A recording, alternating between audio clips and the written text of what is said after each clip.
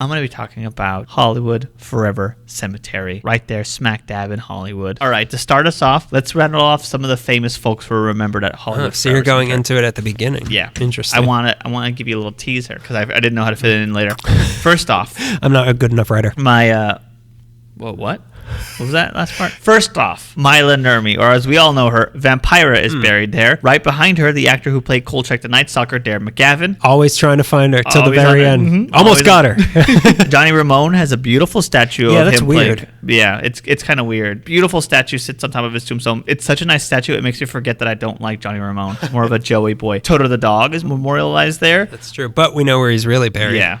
No. Mal Blanc, the man of 1,000 voices, most of which you've heard in Looney Tunes, he's buried there. Alfalfa himself, Carl Switzer, is buried there. Is that the one who got killed? Look up that guy's death if you want to hear the most quintessential child actor story. Yeah, that we'll cover in another episode. Won't we? Florence Lawrence, which is a great name. It's also the first official movie star of Hollywood. That's kind of a rhyme.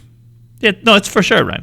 The first Hollywood. That's what that in an article. That's what his tombstone says. Or hers. A woman movie star. Oh, that was Florence Lawrence. What is this? The other offensive thing I said before? I don't even remember. Hubba Hubba Jane Mansfield is there. Don Adams of Get Smart is there. These are sad stories. Yeah, Marion Davies is in a mausoleum. You'll find Tyrone Power. Nelson Eddy is there. Douglas Fairbanks has a sarcophagus in front of a large white wall along the 120-foot long reflecting pool, which is called the Fairbanks. Mickey Rooney is there because he died once. Peter Lorre is there. Rudolph Valentino is famously there, and he is stalked by the woman in black. John Huston is kept there. Lana Clarkson, who was murdered by Phil Spector, rests at the Hollywood Forever Cemetery. Elmo Lincoln, the first Tarzan, rests there. Bugsy Siegel, the gangster who almost killed Goebbels, is there. Really? Yeah. Bob Guccione, the founder of Penthouse, is there. Golden Girl Estelle Getty is there. Judy Garland was moved there from New York recently. Paul Mooney, the gangster actor, is there. Anton Yelchin, Tony Scott, Chris Cornell, and amongst them, regular folk of a wide assortment of cultural and ethnic backgrounds so closely buried to one another, it's as if the stars of today and yesterday were simple people too. Celebrities, they die just like us. Their bones are just like ours, except for Judy Garland's. They sparkle. They're all red and twinkly. We don't know what was wrong with her. This is the Hollywood Forever Cemetery. My story is called Don't Hit the Peacocks with Your Car. I've almost I use a lot of different sources and web pages for this. Those are the peacocks. I never almost hit a peacock there, but when I was at the Arboretum, I didn't go in. Arboretum, whatever. The Beretta? Dude, I've pronounced that so many different ways and been corrected in so many different ways. The Arbitrarium? The Arbitrarium? I've never been so mad at a peacock because I'm like, I know you're beautiful. You're in the parking space. There's only one left. Get out. For my research, I use like a lot of different sources and web pages for research, but the bulk of it comes from Hollywood Forever Cemetery, The Unauthorized Guide by Mark Masick. I got an article from Talent Magazine by Jacob Silverman. The title is a spoiler, so I don't want to say it. The Homestead Museum blog has a really great thing. Spoiler titles for that one too, but it was written by Paul Spitzeri. If anybody needs my sources, I have them, all right? We don't. Some people might. People aren't going to call us out like all those other podcasts you're afraid of. Hey, listen, Crime Junkies is going down hard, and that won't happen to me. You have to be high up to go down hard. We can stumble. Yeah, we can get tripped. Hollywood Forever Cemetery was once, long ago, known as Hollywood Memorial Park Cemetery and was originally opened in 1899. It was and still is on Santa Monica Boulevard between Gower and Van Ness. Originally, it covered 100 acres, but as we'll learn, it's not anymore. It was originally developed by two Isaacs, Isaac Van Nuys and Isaac Lancashire. And you were there, Isaac Sepulveda, and Isaac Rinaldi, and Isaac Canoga, and Isaac Ventura. You were all there. These are all street names in the valley for anyone who doesn't know. That's the joke there. Way back in 1869, Isaac Lancashire bought a pretty big portion of Mission San Fernando from Andres Pico for $115,000. Are you trying to tell me that this story starts in the valley? The two men got famous for their work in the valley, obviously. You think I like to start in the San Fernando Valley? I mean, we all start in the San Fernando Valley. We were all born there, weren't we? Were we all born in Woodland Hills, Kaiser? The cesspool, okay, is in San Fernando Valley. We all came from it. The primordial goop. We all crawled out of it. Right? Right. Greg, say right. Okay, so he bought a large part of the southern valley from Andres Pico for $115,000. He quickly filled that land with sheep. It set up to 40,000 sheep, which is peacocks of the 1800s. 40,000 sheep, which is certainly more sheep than I have. I only have the two. Later, with his son John and his son-in-law Isaac Newton Van Nuys, they formed the San Fernando Farm Association, and together these men cultivate about 60,000 acres of wheat in parts of the San Fernando Valley in the 1870s and 1880s during what was described in my Los Angeles encyclopedia as a wheat raising craze. We were all doing it. Dancing the wheat chaff. Let's harvest again like we did last harvest season. No. These men are... I have bursitis. These men are a few of the early fathers of the San Fernando Valley. Lankershim Boulevard obviously runs through North Hollywood, and Van Nuys is... I think you could take it up to Valhalla. You probably could. You're right. You take it up to Valhalla. Yeah, you take that up with Valhalla. I'm surprised you didn't make a single Thor reference that whole time I was telling that story. I know you love that guy. Isn't that Hitler's bunker? Or was that the Eagle's Nest? Wasn't it Valhalla? The Eagle's Nest was his castle thing on the mountaintop. Maybe Valhalla was his bunker. Did he have a name for the bunker? I mean, it was kind of a secret bunker. Secret Valhalla. I was trying to make a Nazi joke the whole time and I couldn't remember, so I was sitting there. You should have stuck with Thor. You know him better. He's been through a lot. Okay. You know you were in the Thor youth. You're funny. It's a Thor subject. Oh, wow. That's $70 on Patreon. You're going to have to Venmo me right now before you continue. That one cannot go on without money in my Venmo account. Lankershim runs through most of the valley from one edge to the other, basically. Yeah, it's one of those. And Van Nuys is one of those areas where I don't like to park my car. Sales from Great Johns, though. Sales from agriculture and also other land holdings during one of the first population booms the city saw meant that the men were on the wealthier side of society. Even though the 1890s I read something saying in the 1890s there was around 1,200 squatters on the company's land and it drove down stocks, which is pretty funny. But despite this, they were still pretty wealthy. So the Isaacs are buying lands and developing them, and they buy a plot of land in Hollywood on Santa Monica Boulevard and set it aside as a memorial park. The 100 acres the Isaacs bought was also a wheat field, which goes What year was this? 1899. So the 100 acres the Isaacs bought was also a wheat field, which goes to show you wheat raising craze. Also, the early days of Los Angeles was just like settlers of Catan for rich white people. Like, you have wheat, I'll buy wheat. I don't know how to play. I assume that's how you play. It's all about wheat. Yeah. Anyways, they buy the acreage from John... Wheat, don't tell me. $80. $80. Give me right now. That's what everyone would listen to back then. They had to go around in a trolley. And they're pea pods. That's the sound of them cranking a... what is it called? You're doing one thing. I'm talking about pea podcast. Oh, my God. John Truman Gower. Heard of him? They bought the acreage from him. A last name you might recognize because the street that runs through Hollywood and along the acreage is Gower. Gower Gulch. Gower Gulch, where all the cowboy actors hang out. When he came to Los Angeles in 1869, he took up a government claim for 160 acres that would later become parts of South Hollywood. The Isaacs bought this land in 1899, but the park wouldn't open officially in 1901, where the first burial of the park took place in April of that year for Mrs. T.W. Price. What movie was she in? What bit part did she play? And Andy Griffith. Mrs. Apple Pison. I couldn't find much online about the early running years of Hollywood Memorial Cemetery, but the next step in the history of Hollywood Memorial comes during the next population boom in the 1920s, when 40 acres of the southern portion of the cemetery were sold to RKO Studios, which still stands today as Paramount Studios. Yeah, it's so weird that, well, here's the edge of the cemetery, and they're filming Mission Impossible right there. Yeah, you might see Tom Cruise climbing the side of the building. Yeah, he's going to rappel into an open grave. I'll get into it, but it's a very Hollywood cemetery. Yeah. Around this time... Forever. And it forever will be. Oh, I meant to say that at the end of your story. Go on. Save it. Around this time, a section of the park was established as a sister cemetery on the same grounds, which was the only Jewish burial ground in the Hollywood at the time, the Beth Olam Cemetery. It was created to accommodate traditional Jewish burials. Later, mausoleums were added: the Hall of Solomon, the Hall of David, and the Garden of David. That's why you were asking me about Jewish burials the other day. I'm like, hey, if I bury you right now, what are we going to need? We're going to wash you. We're going to leave you for a couple of days. We're not going to put any pork chemicals in your veins. Yeah, we're not going to cleanse your body with pork or any formaldehyde. Can we at least put the traditional Catholic shellfish in your ears? Can we not put shrimp around your nose? You want to keep going? Can we not put hamburgers on one foot and cheese on the other foot? Can we not put Groucho Marx glasses on you when you're buried? Well, that you can do. That's the one thing you can do. It's a little extra, but you can do it. Instead of putting pennies on your eyes, you put Groucho Marx glasses on. Welcome to Judaism. Virginia Rappe. Okay, so we're going to cover some... Did someone say Rappe? My Virginia Rappe? Who's she? We're going to cover some of the famous people that died in this era. Virginia Rappe, the victim of a sexual assault allegedly at the hands of Fetty Arbuckle, was buried there in 1921 after the insane events of a Labor Day party where she died. It's a little too gruesome to cover here, but we'll save it for another time when it is appropriate somehow. Probably the same episode as Alfalfa. William Taylor Desmond, an actor and director who was mysteriously murdered, was interred here as well in 1922. Also buried there in 1919 was our old crazy pal Griffith J. Griffith, and Grumpy himself, Harrison Gray Otis is buried at Hollywood Memorial. So that's where they went. Because I was like, I have these guys where I'll trade you. You want to trade? I'll trade you William Wrigley Jr. for William Mulholland. Bad trade. Yeah, 1926 is when Rudolph Valentino gets there. He seems to be the star of Hollywood forever. Yeah, it's weird. I think because of the woman in black. Yeah. It must have really. I mean, there's still like him. It's clearly Vampira. The place where I buy Gold Leaf is across the street, and I had just the night before watched Kolchak the Night Stalker, so I wanted to visit Darren McGavin and also say hi to Vampira, and they're right next to each other. And so I cross the street and I'm walking over, and there's just a sad girl taking pictures of herself in front of Vampira's plot. I'm like, I'll give it 10 minutes. I'm gonna walk around. 10 minutes later, she's still there. Hollywood. Vampira, you're not smiling. Vampira, answer me. The 20s and 30s, the cemetery became a burial place for a multicultural community of Los Angeles with a heavy concentration of Russian Jewish people. That's because I haven't been there many times, but when I got there, I'm like, everybody here is Russian. Like, who are all these people? Who are these Russians? We're being invaded again.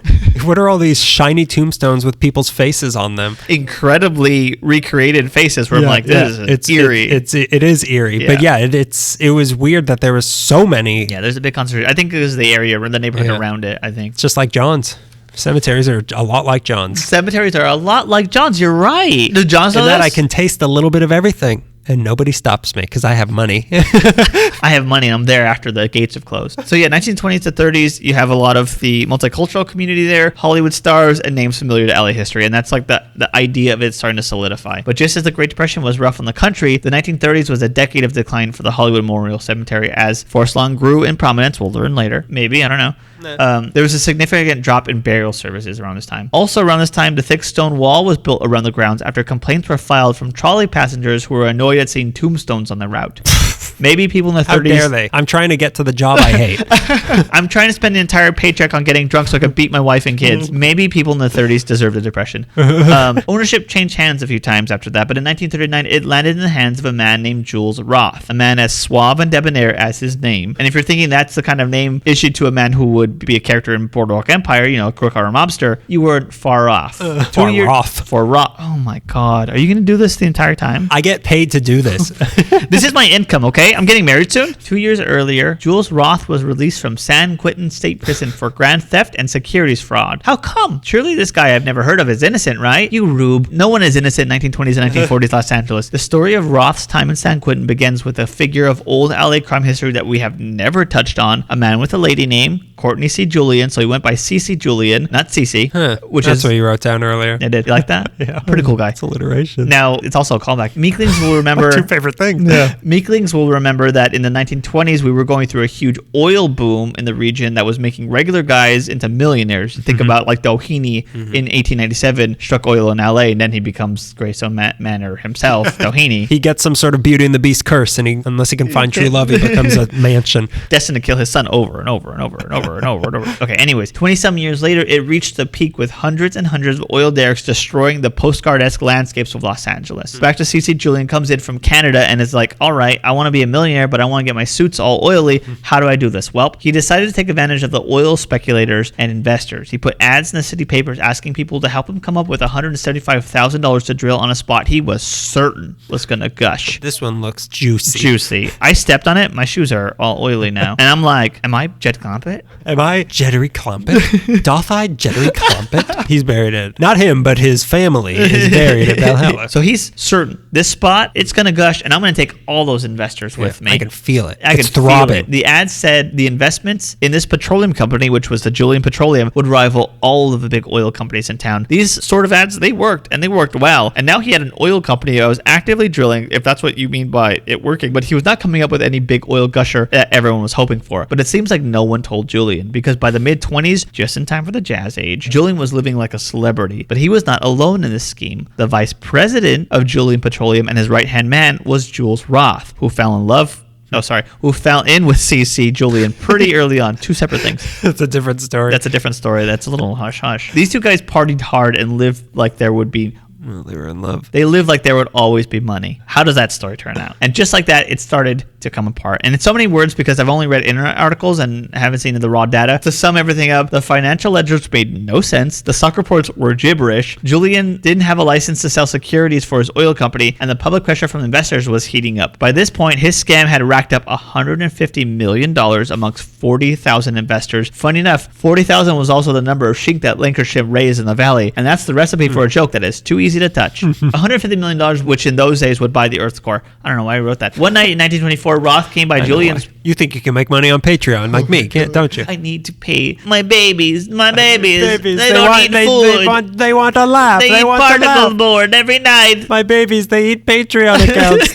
One night in 1924, Roth came by Julian's place and someone fired 3 shots through a window, almost killing them. Julian was ousted from his company, which later just collapsed, and he went on the run to Shanghai, where he quickly blew through all whatever money he had left. He blew through it, and in 1934, he killed himself. Back in LA, the scandal spread as well. The district attorney was sentenced to jail for bribery. A lawyer named Motley Flint, who helped in the scheme, was testifying on a different trial. That's not a lawyer's name. This guy's a con artist, too. Come on, Motley Flint. He helped in the scheme, and he's testifying, but on a different trial. And an investor who lost $35,000 in the oil scheme came into open court and shot him. What? Yeah. He walked into the open court and shot Motley Flint. And he probably got off for it. Everyone's like, prove it. Yeah. The jurors like, he was guilty anyways. I mean, it's his word against ours. We didn't even see it. He gets shot and the judge is like, order. I'll allow it. But I want to see where you're going with this. And this whole escapade is known as the Great Los Angeles Swindle. And there's a book by that name by Jules Teigel on the entire thing, which I'm dying to read now after doing it. Anyways, it's 1932 now, and Jules Roth is on the run in Canada on 39 criminal counts. He gets arrested in Winnipeg, goes to trial, and manages to escape through a dormant for the jurors, but is later found in New York and then extradited to Los Angeles, where I counted 13. No, it's not me.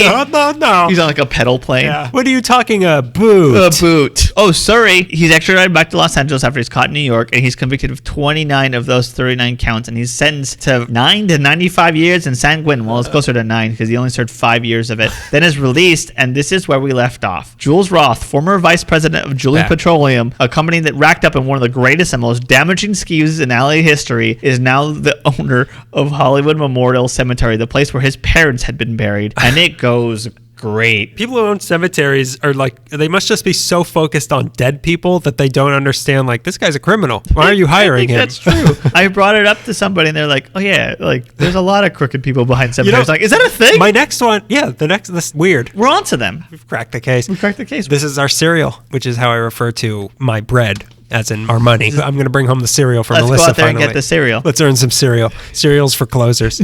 Has Jules Roth been reformed? Tune in now.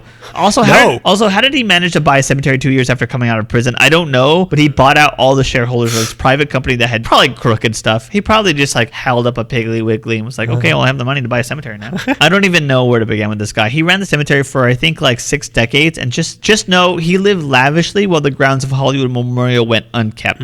First off, they had to build that wall, right? That stone wall, so trolley riders... telling me, 2020. They had to build that stone wall so trolley riders wouldn't have to be reminded of their own demise. While Roth had to try to make the money back and get the cemetery making money again. So he transferred some of the property that was outside of the wall to a holding company and tried to sell it to commercial businesses, but that didn't really pan out because of the zoning laws. So it sat there until 1984 when it got sold, and now it's that strip of auto businesses and a Little Caesars right there, which is why there's a beautiful old cemetery shares a block with muffler and a Little Caesars. Yeah, there's another story about this little... I like how you love Little Caesars so much, you won't even admit that it's a blemish on the face of a cemetery. Hey, unless this is a Catholic tradition, you leave pizzas on people's graves. I'm gonna go visit Grandma, and I want to have a pizza because we used to eat pizza together, and she used to love Little Caesars because I just run over there. Guess what? I could buy 10 of them for $1. I just have to walk around this stone wall. 10 minutes this way, 10 minutes back, 10 minutes. It's 40 minutes later. Me and Grandma are having pizza, just like old times. The cemetery suffered because people weren't having their family members buried there, and they weren't because they couldn't, because under Roth's reign, Memorial Park was segregated. But one of the bigger, most notable strikes was against Hattie McDaniels, one of the stars of Gone with the Wind, who was a prominent Angelino, was refused a plot at Hollywood Memorial. Like every single place she turned in life or death, it was like, nope, not here. No, not in this era. Along with that sort of stuff, he kept daily reports on all of his employees. He collected porno postcards from all around the world. Ew. He must have had a Patreon account. He must have had a Patreon account. He was just sending it to fans. His office was equipped with a wet bar. He had a 103-foot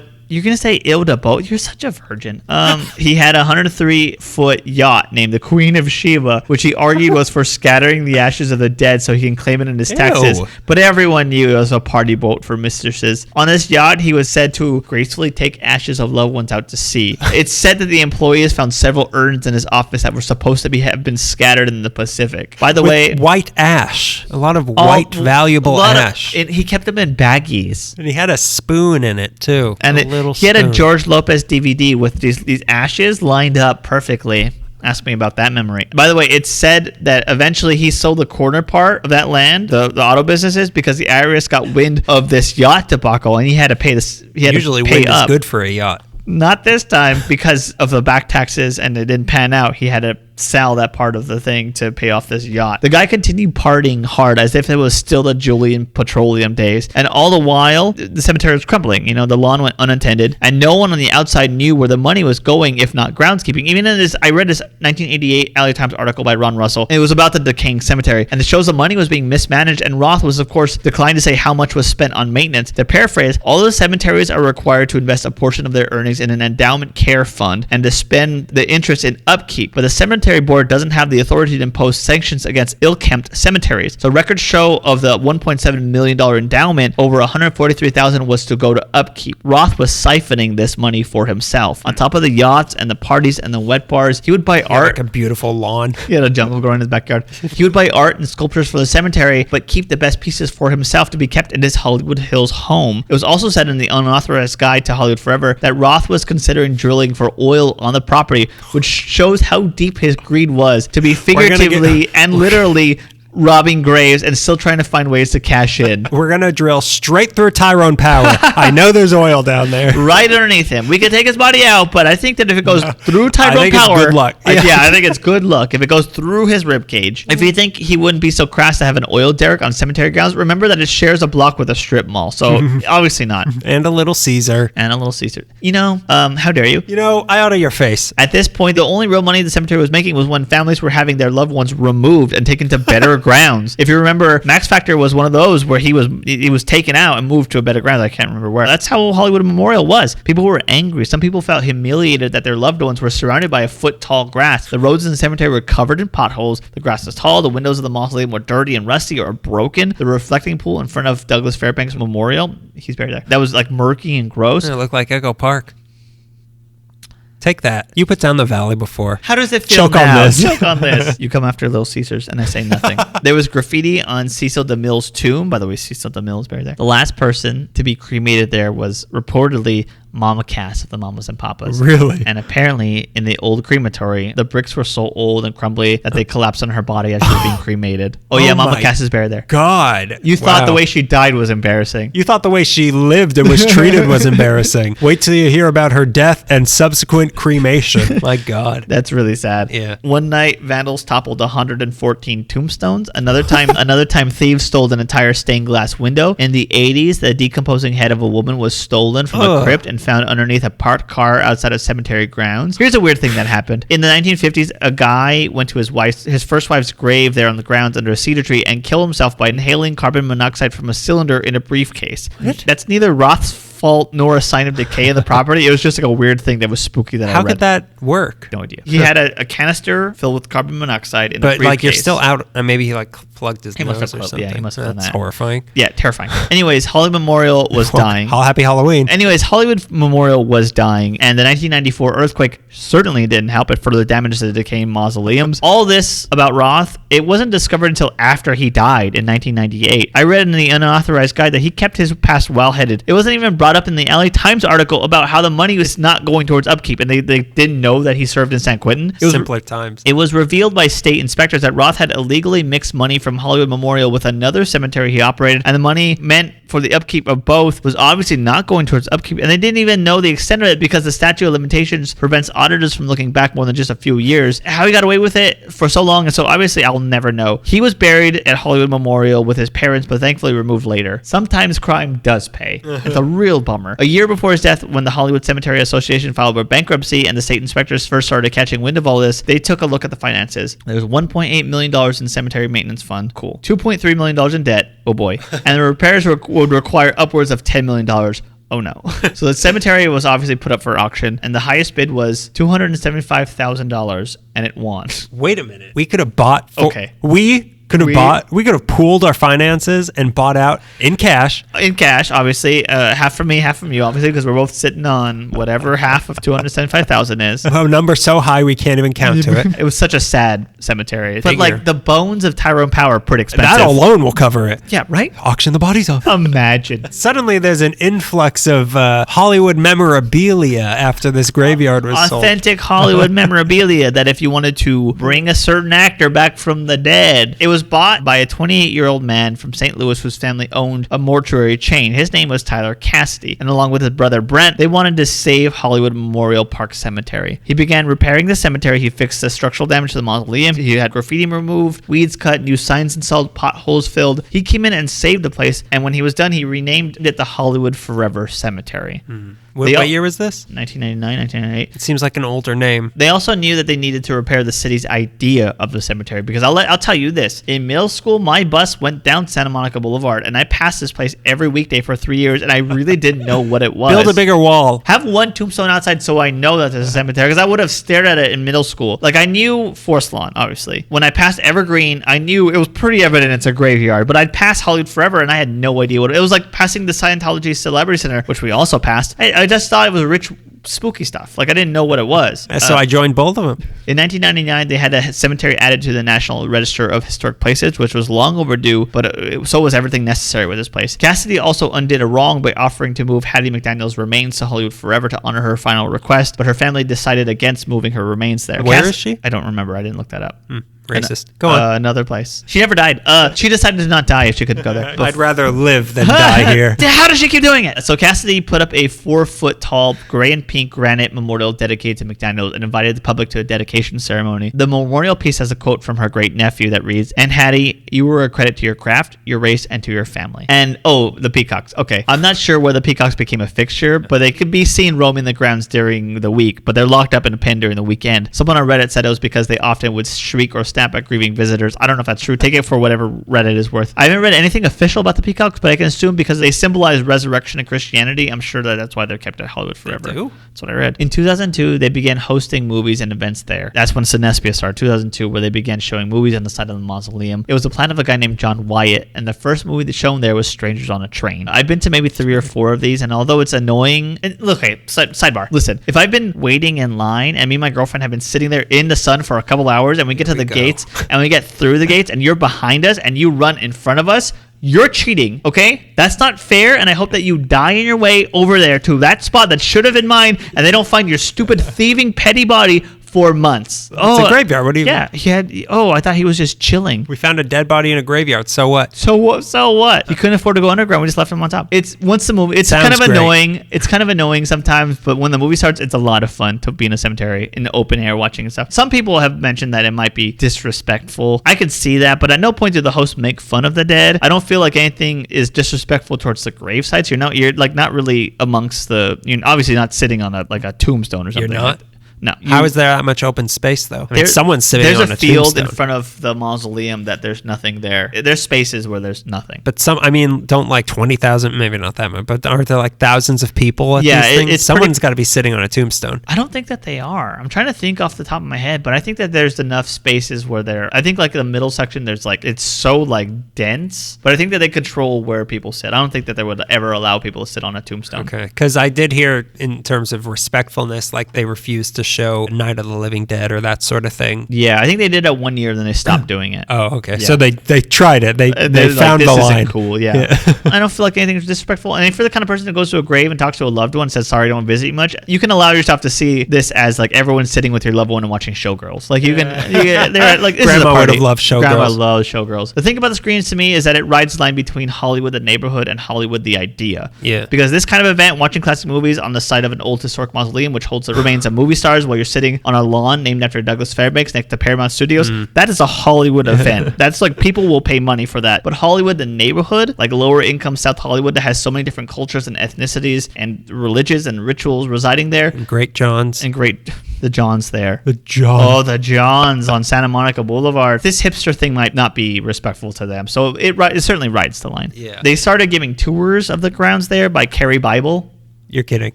That's what's her middle name? Alice Carrie A. Bible. That's funny. There's been concerts there. They have live podcast recordings. Last Podcast on the Left is recorded there. There's a Dia de los Muertos event that my family took part in for like I think 4 or 5 years, and we loved it. We loved building the altar. I regret never going. You would always ask me to go, and I would never go because it sounded you're a bad friend. No, because it's your family. It's not me or you. It's your family. I met your family. No thanks. But it just, I don't know, because it sounded crowded and hard to get to, and you had to pay to get in. You had to pay to get in. Yeah, that's it was incredibly hard to park. But like, it sounded cool. We would get there at 6 a.m, so it wasn't hard to park at 6 a.m. That was also part of the problem. It's a big part of the problem. Yeah, we love building the altar. We love walking around, meeting other people, sharing stories, checking out the altar. It was like a great event that I really do miss. Some people criticize it and say that's like American commercialization of the Day of the Dead. Again, it seemed to be run by people in the Latino community who really cared about Day of the Dead and tried to keep traditions authentic, so I never really got a sense that it was being co-opted, but it also doesn't feel like a humble day of honoring the dead. And a lot of people show up to the event in Halloween costumes, which is disrespectful to both Day of the Dead and the cemetery, unless you're robbing graves, then it makes sense. But it wasn't all wholesome hipster hijinks for the Cassidys, because it was discovered that Brent, the brother, and their dad, Doug Cassidy, along with several other partners, were indicted for fraud in the pre-need funeral business, which I've read correctly deals with selling funeral plots to the living. We'll be talking about that long before the people need it, pre-need. That's the name of the game in the next story. It said that $600 million in funds disappeared, and although unlikely since Brent left Hollywood Forever in 2000, it's thought that maybe some of that went towards the repairs of Hollywood Forever Cemetery. Again, not proven, it's just speculation. They pleaded guilty to wire fraud and money laundering and sentenced to prison, not Tyler Cassidy, who's kind of the main push of Hollywood Forever. The story of Hollywood Forever Cemetery is such a perfect reflection of the city, starting as a wheat field or maybe an orchard, and then it was bought by two founders of the city who were exploiting land for wealth, then run corruptly and disgracefully by a former crook no one bothered to look into, and finally adopted and made whole by one possibly good guy with his crooked family from another city. That is so quintessentially LA. A cemetery that places historical figures, movie stars in the same place as just regular Los Angeles residents, the high and the low resting amongst each other, all in perfect harmony. Is so LA. And better get along. That's Hollywood Forever Cemetery. And it forever will be